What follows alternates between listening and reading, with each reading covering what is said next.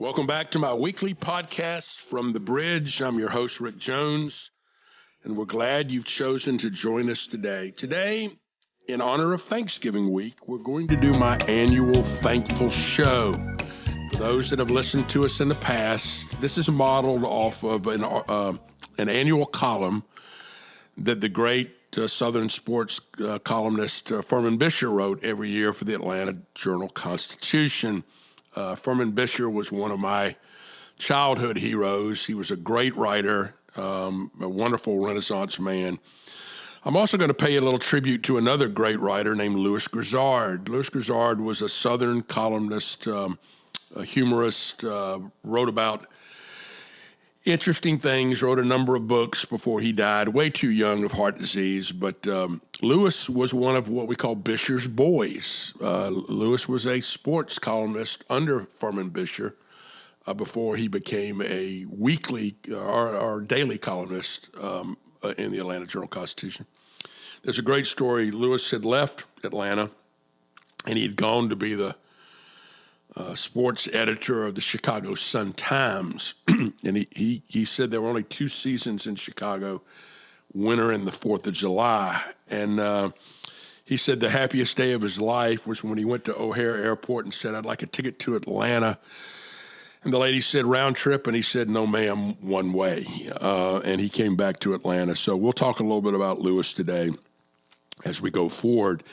My guest today is my much better half, my wife, Charlotte, who is the person I am most thankful for. They say behind every successful man is a very surprised mother-in-law, and I'm probably no exception to this. Charlotte will talk a little bit about her job at FishBait and things she is most thankful for. We'll talk about showing gratitude from the soapbox and a great place to eat that I'm really thankful for. So let's start the show again in honor and memory of both the great sports writer Furman Bisher and the amazing columnist Louis Grizzard. I am so thankful for college football and the great season we've had. I'm thankful for the big crowds that have been at all these games. I am hopeful that the Georgia Bulldogs will win out and will honor its biggest fan, that being Louis Grizzard, who loved the dogs unlike most anybody else. I'm thankful for a game day built by the Home Depot and all the crew. You know, it's almost like I watch that they're almost like friends in my life. But interestingly, one of the guys on the show was the great Georgia defensive lineman, David Pollock. David, this year, went into the College Football Hall of Fame, which is a great honor. But here's my connection to David Pollock. When I grew up, my best childhood friend was a young guy named Rick Hopkins. And it's funny, when we all got to first grade, there were three Rickies. I was Ricky Jones, he was Ricky Hopkins, and there was Ricky Huber. We were all in Miss Mullen's first grade class. And I'm sorry, Miss Joyner's first grade class, and she had to change our names. So Ricky Hopkins remained Ricky Hopkins. I dropped the Y and became Rick Jones, and Ricky Huber became Richard Huber, and that was the way we were for the rest of our life. But Rick Hopkins was my very best friend growing up, and he is David Pollock's father-in-law. His daughter is married to David, and I've been able to become reconnected to Rick Hopkins through Facebook. You know, there's a lot of things I don't like about Facebook, but what I really do like about it is you can reconnect with people from your past and find out what they're going to do, and it's great to see a lot of pictures of his family. And so I'm thankful for Facebook and for the reconnection with old friends. I'm thankful for our ESPN Events Tailgate Tour and our team at FishBait who pull it off week after week. This team is led by Paul Ogletree and Trey Birch. Trey drives the truck each week, and our entire staff works on the tour on a rotating basis. We also have unique brand ambassadors, young people that are sports management or marketing majors or hospitality majors at universities who work for us, and I'm very thankful for them. I'm also thankful for the schools that we work with and the personnel there that greets us each week and makes our lives a lot easier. I'm thankful for our sponsors, ESPN, Dollar General, Anheuser-Busch, TicketSmarter, RoofClaim.com, Jewelry Television, the Beef Council of the famed Beef It's What's for Dinner campaign. Other sponsors include Kingsford, Kellogg's, Clorox, Hershey's, Glad Bags, and Reynolds Cups. I am so thankful the Atlanta Braves won the World Championship. I've told you in the past, my mom probably was the biggest Braves fan of all time. I may have told you that years late in life when she got Alzheimer's, I learned to only play games for her. I would record games that the Braves won, and I would play them over and over again so she would be happy. Because if they lost, she was very unhappy in her stage. And so she would call me up and go, "The Braves won again last night. Chipper hit 2 home runs." I go, "I know." And the next day she'd call me and go, "Hey, the Braves won last night. Chipper hit 2 home runs." I'd say, "I know." But my mom came to Atlanta as a 17-year-old, had a scrapbook, and she had a school girl crush on a third baseman for the Atlanta Crackers. Can you believe that? That was the name of our team, the Atlanta Crackers. I actually have a Crackers jersey hanging in my closet. She had a schoolgirl crush on a third baseman named Eddie Matthews, who grew up to be a Hall of Famer and later came back to Atlanta with the Braves and played third base. My mom was at the first Braves game ever in Atlanta, Fulton County Stadium. We lost to the Pittsburgh Pirates 3-1. Willie Stargell hit a 2-run homer in the 11th inning to beat Tony Cloninger. My mom was there with her Sunday school class the night Henry Aaron hit 715 to break Babe Ruth's record. My mom was there because I gave my mom and dad tickets to Game 6 of the World Series in '95 when David Justice hit a solo home run and Tom Glavine pitched a 2-hitter, and we won 1-0 to win the World Championship. And I took my mom to the All-Star game at Turner Field and reminded her that, hey, she had hit for the cycle. There wasn't anything else that I could do. But I'm just so thankful for the city of Atlanta. I do find it a little ironic that Major League Baseball decided, because of what they determined were restrictive voting laws, to take the All-Star game out of Atlanta this year and move it. Of course, they moved it to Denver, in a state that has even more restrictive voting laws than Georgia, but that's besides the point. But there was nothing they could do to prevent us from having the World Series in Atlanta. And so that sometimes there is a little poetic justice in the world. I am thankful for my new grandson, Levin, and the time I get to spend with him, and thankful for the time I got to spend last month with my grandboys, Ollie and Henry, in England. I'm also thankful for my 2 other kids, my son-in-law, Rob Thorne, and my daughter-in-law, Celia. I'm thankful for all the great places I get to eat on the road with Rick. I'm thankful that Todd Blackledge has brought back his Taste of the Town feature, and for new places that he's going to share with me that I get to try. I'm thankful for my friend Bill Battle, who's been on our show. His new book, The Master's Plan, is a must-read for both college football fans and young entrepreneurs. I'm thankful for our business at FishBait Solutions and for our clients. I'm thankful for the 2 partners I have at FishBait, Rob Temple and Ron Cook. You know, Rob joined us this year. We knew we were going to have a good year. We didn't have a good year. We've had a great year, and I think a lot of it has been with Rob's leadership and his connectivity and his temperament, his integrity, his talents. Ron and I are just so blessed to welcome Rob in as our partner. I'm thankful for 2 old friends and colleagues who joined us this year, Kayleen Middleton and Bob Heisner. Kayleen Middleton was the first person that ever worked for me. My first agency, I was in a temporary, place where you rented an office and you paid as you went with secretarial services and use of the conference room and one of those executive suites places. Kayleen was going to college at the time and working there full-time, going to school full-time, but came to me and said, I've got some capacity. I can work for you on the side. I can moonlight and help you. And she became the first person that ever worked for me and worked for me for nearly 20 years and then went away, did some other things, and rejoined us this year. And I'm so thrilled to have her back. And then Bob Heisner and I worked together at Advantage International. Bob, who's been on our show in season 1, is just a brilliant strategist and he's just one of the real fun people to be around because he's so bright and so thoughtful, and I'm so thrilled that he's back on our team. I'm thankful for Brittany Schiller. We've had a freaking amazing year in college sports, largely because of her leadership.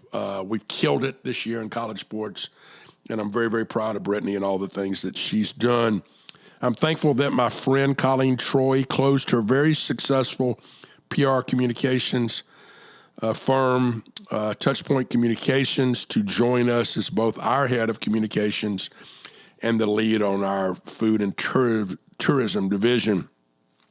I'm thankful for my son, Ryan, who does a great job for us at FishBait, producing television commercials and features, and more importantly, for being such a great new daddy. I'm thankful for our oldest client, Warner Ladder. Warner will be 100 years old in 2022. Here's something a lot of people don't know. The first postseason basketball tournament, the NIT, was also started in 1922, the year Warner was founded. And we're going to do some fun things this year with Warner to celebrate the 100th anniversary of their existence. I am thankful for all the coaches I know who have climbed the Warner ladder to either get to the Final Four in the regionals or, better yet, when they've won the national championship. I'm thankful I got to know a lot of the old college basketball coaches who've now passed on. The greats like Judd Heathcote and Dean Smith, Lou Henson, Bill Foster, Gene Bartow, Bill Guthridge, and John Wooden, just to name a few. I'm thankful for Jim Phillips, the new commissioner of the Atlantic Coast Conference, and for the leadership he will be giving the conference. The great film producer, John Dahl at ESPN, has a 10-part series coming out next year on the history of the ACC tournament. I grew up watching, Thacker and Packer and the ACC tournament. In the old days when there were only 8 teams in the ACC, Friday of ACC tournament was just a great day because all 8 teams played, 2 in the afternoon, 2 in the evening. Tough ticket, great memories. And, of course, in that era, only one team went to the NCAA. And I remember back in 1974, the number 1 ranked team in the country was NC State. The number 2 ranked team in the country was Maryland. In the ACC tournament, they played a triple overtime game. NC State won. Maryland went home. Maryland was not invited to the tournament because you had to win to get in. NC State went on to win the championship in 74. Maryland was so distraught that they did not accept an invitation to the NIT. They literally went home that year. The second best team in the country, Tom McMillan, Lynn Elmore, John Lucas, great team, went home. Right after 74 is when the NCAA expanded and began to have at-large players in that. So I'm really looking forward to the history of the ACC tournament. I'm so thankful for Abe Madcore and Michael Smith, 2 great friends at the Sports Business Journal. SBJ is so good each week. They seem to be the conscience of our industry. I'm very proud of them and very thankful for them. I'm thankful for Nashville. What a great city, great music, great clients. I love the time I get to spend there. But I'm also thankful for my hometown of Charleston and for the leadership of our CVB, led by Helen Hill. We depend on tourism here in Charleston, and we continue to be selected annually as America's favorite city. Things don't happen by osmosis. It's great leadership, and Helen and her team do a fabulous job for Charleston. I'm thankful for Lewis Barbecue's brisket and their corn and green chili casserole. I'm thankful for breakfast at the OK Cafe in Atlanta, for lunches at Nikki's West in Birmingham, one of the best meat and 3 places in America. I'm thankful for Waffle House waitresses. I'm really thankful for the ones that still call me Hun. I'm thankful for all first responders. I'm thankful for all the police officers who serve our communities every day. My dad was a police officer, so I know a little bit about police officers. I'm thankful for the men and women serving our country. My dad also served in the Army in Korea. I'm thankful for customs officers who welcome me back to the United States, the greatest country in the world. I'm thankful for Christmas music stations, for preachers that can really preach, for the conversation at my barbershop on Johns Island, for the smell of a wood fire on a brisk morning, for blue crabs I catch and eat off my dock. I'm thankful for my producer, Lindsay Collins, and how her little boys greet me every Monday morning. I'm thankful for the doctors and nurses who have served us so well during COVID-19. My partner, Ron Cook's son-in-law, Kent Stock, is the leading infectious disease doctor here in Charleston, and he's been terrific during this crisis, and I'm thankful for the regular, truthful updates he gave us throughout the COVID crisis. I'm thankful to have gotten our business and our family through the crisis, and hopefully we can return to full normalcy soon. And I'm thankful for all my guest anglers and for all of you who listen each week. But most importantly, I'm thankful for my wife, Charlotte, who does all of the things I don't know how to do or won't do and serves our family and our agency so very well. So let's bring in a very special guest angler today, my bride of 37 years, the most lovely Charlotte Jones.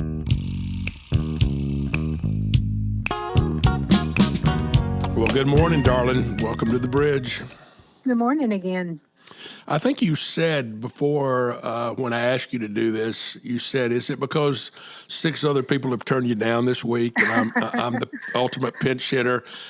Well, that's not true because this is our annual Thanksgiving, show that we do, and I'm obviously very thankful for you and had penciled you in. But I do want to remind you that there was a first baseman for the New York Yankees named Wally Pipp, and one day Wally Pipp said he didn't want to play that day, and he was hurt or tired or sick, and they substituted him there. And so and where am I going with this? So I've got to stop. Oh, I know where I'm going with this. And so the person that substituted for him was Lou Gehrig, and Lou Gehrig ended up playing, I think, another 1,000 games at first base. Wally Pipp never got his job back. So whoever else I asked to be a guest, they can never come on now. You're going to be able to top that. So, but I'm glad you're with us today. Not. Yeah, yes. And then again, for a husband to let his wife have a live microphone is a frightening thing. So I've got to be really careful. I'm glad that we're going to be able to edit anything that you say badly about me during this time. Well, how much time do we have? Because I've made a deal with Lindsay. Yes. Okay. We have lots of time, I think. And I figured you already had made a deal with Lindsay, so it's good. So, Charlotte, you grew up in a small town, but you were never a small town girl. You always knew there was something bigger and better out there. What made you want to get out in the world at an early age? Well, my parents may disagree now that they're older and they need care, but my parents never encouraged us to be small town. And not that small town's a bad thing, because I actually had a really great experience growing up in a small town. And I had lots of opportunities that I may not have had in a bigger place. I had lots of leadership positions. But one day in my junior year of high school, I woke up and said, I've done everything there is to do here and I want to do something else. So I talked to my parents about going away to boarding school. And I think they were pretty shocked that I wanted to do that. But I did. I just felt like that there was something different for me out there. So I remember coming home from actually the opera late one night, asleep in the back, and my parents were having a conversation they thought that I wasn't listening to about going to boarding school. And I heard them say, if we just let her go for the summer, she'll probably come back. And I don't know if that's the reason I stayed, but I did stay. I went to Darlington School in Rome, Georgia. I went for the summer. I stayed for my senior year of high school. That was a great experience. So, that was when I was 17. I left the small town that had supported me, and I've really, I appreciated it, and I have great friends from there, but I never went back to live. And then you went to your mother's alma mater. You went to Agnes Scott, which was probably something you grew up saying you would never do. Absolutely. So that is something which is a lesson, early on, never say never. But I did go to Agnes Scott, and I think that I went there because I knew it would make my mom happy. But the other part of that was that when I went to boarding school, I did not have a car. And I had a roommate who is still my dear, dear, dear friend, Virginia, and she did have a car, and her parents trusted me to drive through cities more, and she decided that she wanted to go look at Agnes Scott in Atlanta.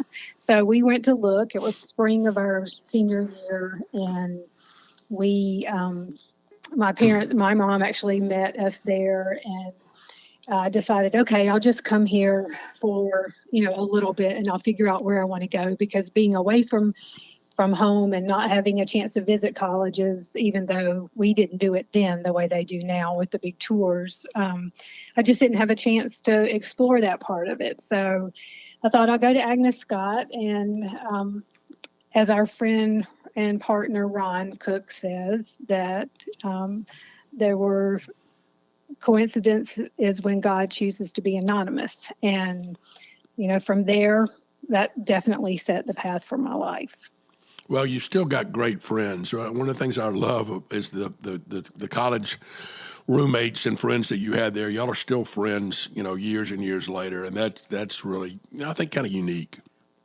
Yeah, we really are dear friends. We've been through the best and the worst that life has given us so far, and I mean, I love and appreciate them. And in fact, they will be coming to Charleston to celebrate our 60th birthday in June. So.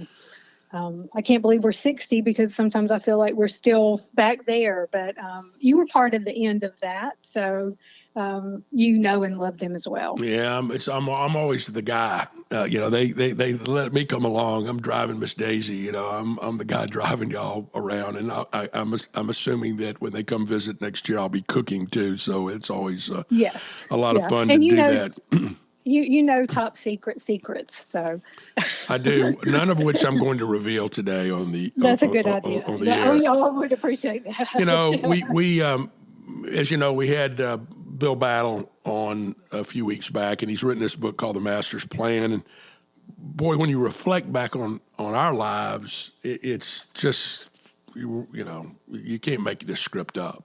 And I think about the way we met. You were a psych major, and your daddy said, whoa, what are you going to do for a living? And forced you to go back and get your teaching certificate, and that led you to be a student teacher at one of the schools where I was a teacher. And we meet, and the rest is kind of history from that kind of standpoint. I laughed about you were at College Heights Elementary School, which was a black school in south side of Decatur, and I think you had about 20 children that were all had some sort of learning disability or some kind of behavior issue, but you made them mind. And I tell everybody, somebody said, when did you fall in love with Charlotte? I said, when I watched her make those kids behave. I was like, whoa, this woman can teach. This woman can control things. And we did that. And then after we got married, there's a great story. I'm Coach Jones, and you were Miss Birch at the time. And I think one of your former students came up to you and said, Miss Birch, you still married to Coach Jones? And you were like, yeah, I'm still married to that guy. So that was like a year later. Yeah. So I guess that didn't happen much in her life and something like that. Yeah. So, well, then we started our own business. I can remember leaving Conan Wolf, and we went to close on our house, and I came back to the office and quit to start our own business. And the cowboy in me, unfortunately, somebody has to deal with the damage. What did you think about that at the time? Well, I guess I've thought more about it looking back. I'm not sure if it was, there was a lot of excitement there was a lot of fear, and looking back, probably a lot of stupidity that went into that. We, I look back at those days and think, what were we thinking? But maybe it was a good thing that we really weren't thinking, because, then when you start that process, you just keep putting one foot in front of the other, and you don't have time to think. But, it was scary, but I guess I never thought that we would fail. And because every time we did, it seemed like we were not doing well, we would figure out something else. And I basically knew you were the hardest worker around. So whatever it was, you would figure it out. We would do it together, and we would go to the next thing. So I really didn't feel like we were going to be stuck in, at ground zero forever and ever. But looking back, I really am thinking, what were we thinking? Yeah, I think if we had known how hard it was going to be, we would have never done it. If we could have looked over the hill and seen all of the obstacles that you have as an entrepreneur, we would have said, "Hey, we're not doing this." But I think sometimes being naive and being a little stupid is probably a good thing to do that. But we're going through a unique period in America right now. I'm thankful for being an American. I'm thankful for the opportunities we've had. But there's a lot of young people right now that believe that that what we call the American dream is unreachable for them. I'm seeing a year where people are rejecting work in record numbers, and I think they're rejecting work because they are saying to themselves, "So what? Does it really matter? Is it getting me to the place that I had hoped to be?" Talk a little bit about that. Do you think the American dream, because we've lived the American dream, this is no question about it. Do you think it's over? I don't think it's over. I think one of the problems with today is that people are so used to, immediate, what am I trying to say? Immediate gratification. Yeah. Immediate gratification. I mean, everything is immediate. I mean, we don't wait for the mail to come, and that sounds really archaic now, but I mean, everything's immediate. And when you look back, there was nothing immediate about the process of starting your own business. I mean, I would say we had a leg up in that. You're talking about being thankful today. I mean, I'm thankful for both of our families. I mean, we were so blessed to have parents who, reared us with values and work ethics. And, in that way we did have the leg up and, emotional support. But on the other hand, I mean, there's so many people that don't have that, but we were able to use that, I think, to help us move on to the next step and to the next step and to the next step. And I think now that, I'm not for everybody, because there are younger people out there being successful, but it's just too hard and people don't want to do hard things. And, some people get lucky and it's more immediate, but, there was nothing immediate about our process, because, you reinvented yourself several times, and that's really hard to do, to look and change with the times. So, I don't think it's over. And I think people who are willing to put in the work and are willing to do what you did, is to be able to look and see and change and navigate the process. I think it's definitely still there for them. Well, I'm such a John Maxwell fan, and one of his most important statements, he says, is that, everything's uphill every day. Everything's hard. It's hard. And I look back and think about our first agency and the way we paid for that agency was you kept children in our home. You had an in-home daycare, and that was actually the second one. Yeah, it was the second agency. Yeah. You're correct. Yeah. And so people say, well, it's hard. Yeah, well, that was hard. I mean, how many kids did you potty train? I think it was about 6. And I also remember during that era, there were a lot of women that would drop their children off at our door on Monday morning And they kind of would look down on you like, oh, I'm going off to the professional world, and you're here as a domestic taking care of my kids. And I saw that, but realized what a great job you did, not only with their children, but with ours, and the ability to do that. But, the idea of us being an overnight success is kind of true, but it was a long night. It was a really long night. And one of the consequences of climbing the ladder, we moved 14 times. Yeah. 14 times. So, and we like to say that every move is like a fire. It's just kind of crazy from that standpoint. But we moved, and we're a lot of places. Of all the places that we live, what was your favorite? Well, I guess that I never wanted to go to any of them, but I'm glad I've been to all of them. That's And being I love honest. to live. Yeah. And we could spend a lot more time on just that part, but you probably don't want to hear it again. But I loved going to England. I love that experience. It was really hard, but I love going. I love doing that. I love knowing that we would be there and we would be able to come home. I mean, it makes you appreciate, things about that country, things about your own country. But yeah, 3 moves equals a fire, and 14 we were burned up by the time that was over. Well, So I'll tell 2 funny stories about England. One, we had been there, I think, about a week, and obviously you drive on the wrong side of the road. They say it's the right side of the road, but it's not. It's the wrong side of the road. And I remember you dropping me off at Heathrow Airport, having never been to Heathrow Airport, having no idea how to get home, and I had a well, business. you drove us there, and yes. Yes, and then I just get out of the car at the airport and go, see ya. And Yeah. and somehow you navigated that home. But my favorite story is I had a green Volvo sedan, and I was a terrible driver. I was constantly knocking off the side mirror, because they drive on the wrong side of the road, and I couldn't quite figure it out. So I'm constantly hitting mailboxes or something, somebody else's car.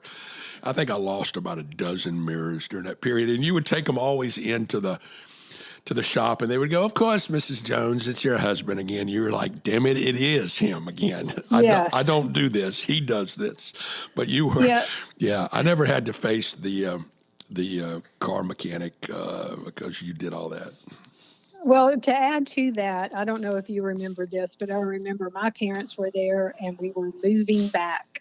And we always like to maximize the time. So I can't even remember where we were visiting as after we left there. The truck was there loading, and you were off somewhere else in Europe. And my parents and Ryan and I met you at the airport as we were flying somewhere to visit before we made the move back to America while our things were coming back.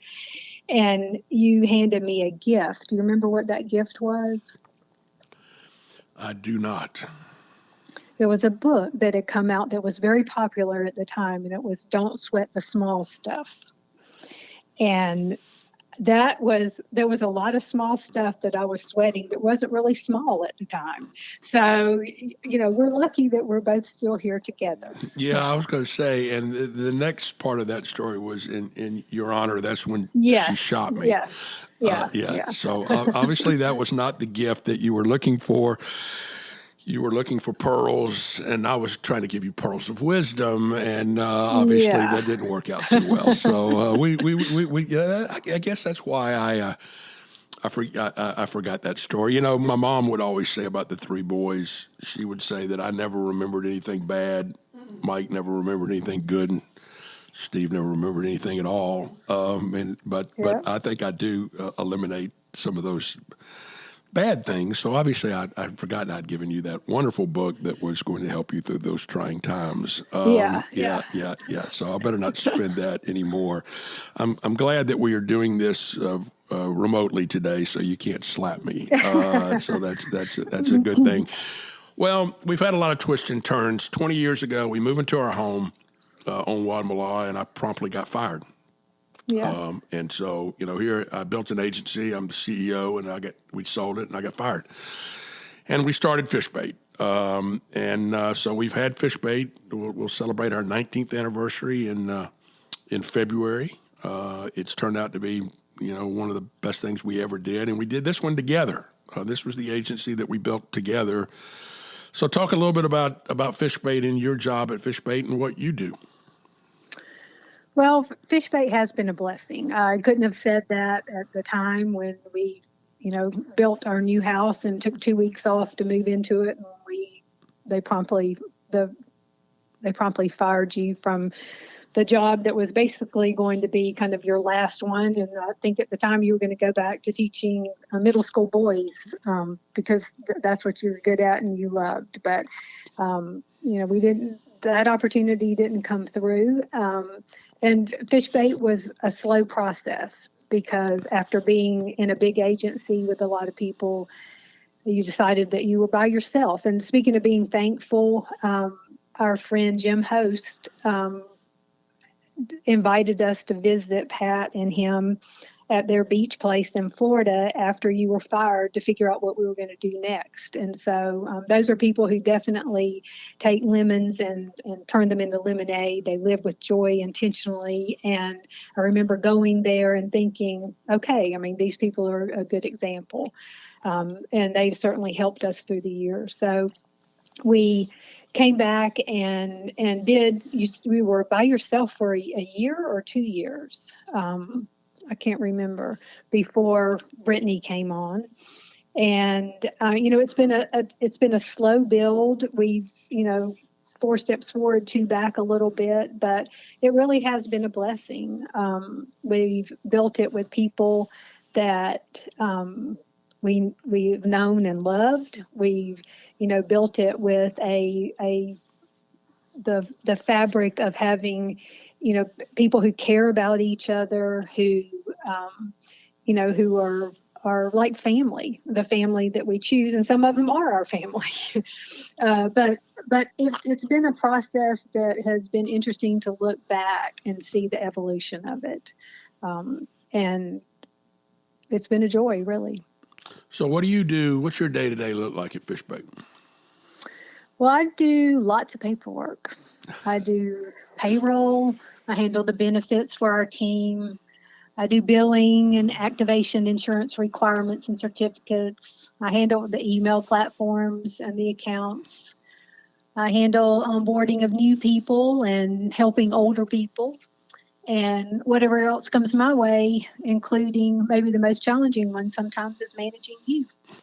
We can eliminate that. We could edit that part out. But I was thinking as you went through all the things you do, I was thinking, God, you do all the crummy stuff.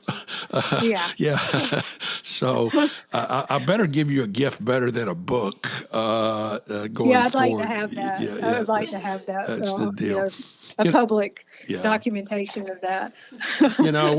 We have been blessed over the years because we're in the events business to go to a lot of amazing events. What was the favorite event that we've been to that you enjoyed the most?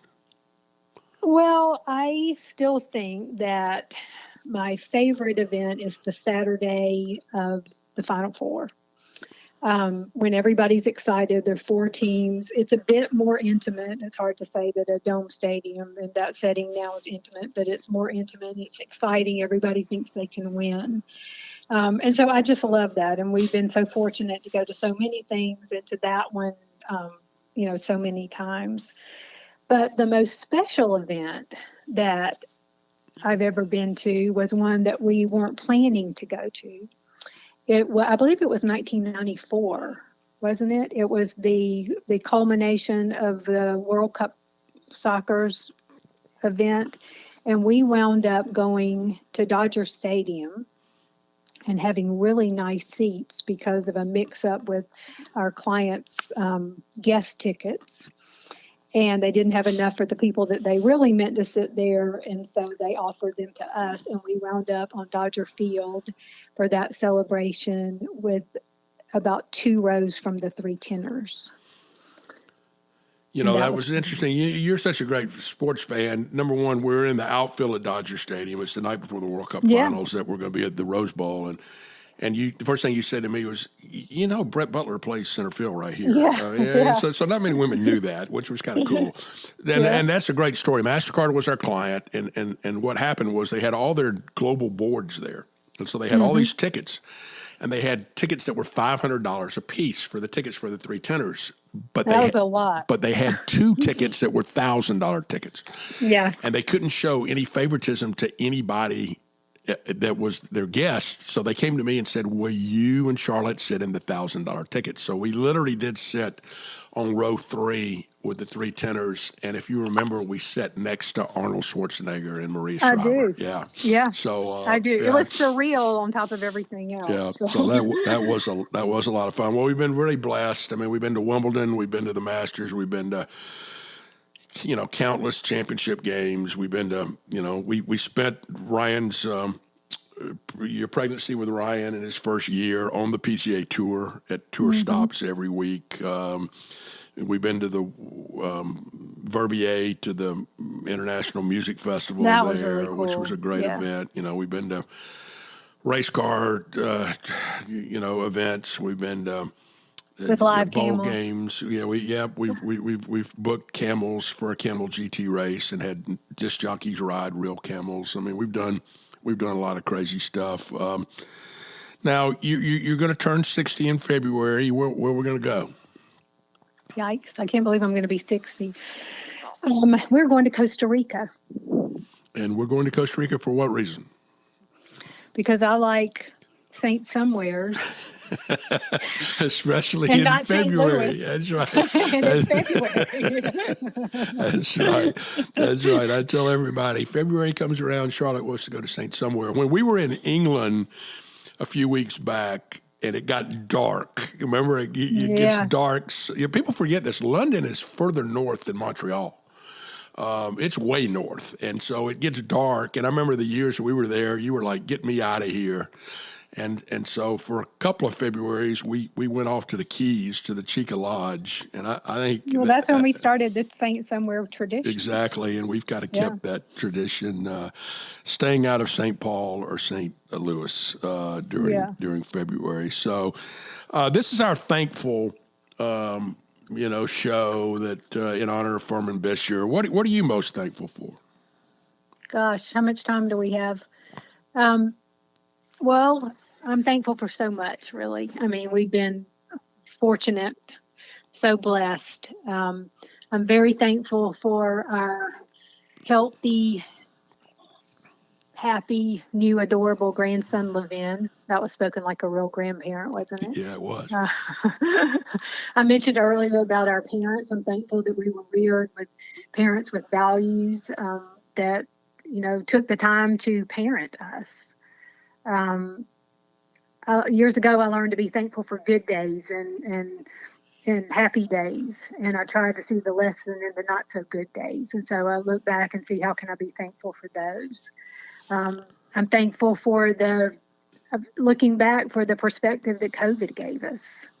I mentioned Ron Cook before, but he taught you his process of thinking and thanking, and I think it gave us a pause and a time to think and be thankful for and kind of realign. And it gave us a chance to look and to really see things and to hear and appreciate them. I'm thankful for our kids and their families. And I'm thankful for our grandchildren in England, Ollie and Henry. I'm thankful for our nieces and nephews, our siblings. And I'm thankful for live sports coming back. I mean, it may sound a little base, but it is our business, but it's also the background of our lives. I remember when we lived in England, we didn't have football or really sports that we watched as the background of our lives. And that's when I started watching Notre Dame football because it was available on Sky TV. I'm kind of over that now, but I did enjoy Notre Dame football then. I'm thankful for our friends and praying friends and friends that really, that love us and our families.